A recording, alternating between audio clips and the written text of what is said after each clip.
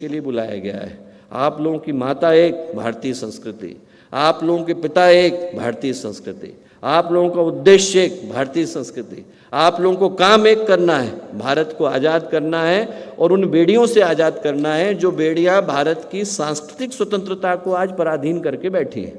उसको जगाने की, हमारे स्वाभिमान को जगाने की आवश्यकता है। अंत में एक कविता मुझे रामधारी सिंह दिनकर की लिखी हुई याद आती है और मुझे लगता है कि आज के दिन के लिए वो समीचीन होगी। उस कविता को सुना करके मैं बात को समाप्त करता हूँ। बहुत ही गर्व से भरी हुई कविता है। कविता तो लंबी है, करीब 300 सर्ग हैं, सारे तो सुना पाने संभव नहीं, और कुछ उसके जो सर्ग के महत्वपूर्ण और ऐसे दिल को छू लेने वाले अंश हैं वो सुनाना चाहता हूँ। उनने लिखा है कि जो भारतीय संस्कृति है वो जब बेड़ियों से पराधीन है तो ऐसे समय में मन में उस संकल्प को जगाने की आवश्यकता है। क्या लिखते हैं? लिखते हैं, सामने देश माता का भव्य चरण है, सामने देश माता का भव्य चरण है, जिह्वा पर बस एक जलता हुआ प्रण है, जीभ पर बस एक ही प्रण है। सामने देश माता का भव्य चरण है, जिह्वा पर बस एक जलता हुआ प्रण है, काटेंगे शीस अरिका या फिर स्वयं कटेंगे, या तो दुश्मन को काटेंगे या फिर खुद जाएंगे।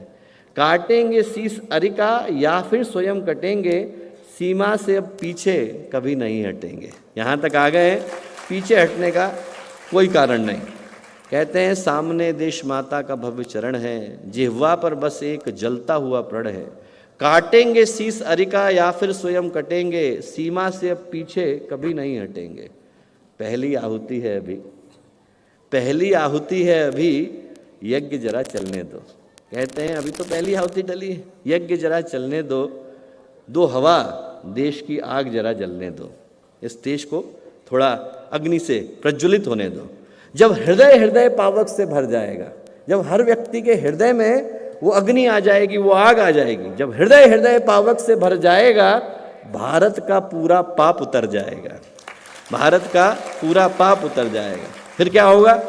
देखोगे, कहते हैं देखोगे कितना प्रलय चंड होता है, देखोगे कितना प्रलय चंड होता है, असिवंत हिंद कितना प्रचंड होता है। वो भारत कितना प्रचंड होगा, उसके अंदर कितनी ताकत होगी, असिवंत हिंद कितना प्रचंड होता है। और जब उसके अंदर वो ताकत आ जाएगी तो क्या होगा?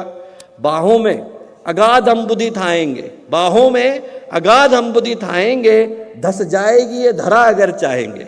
बैठ गए तो ये धरा थम जाएगी।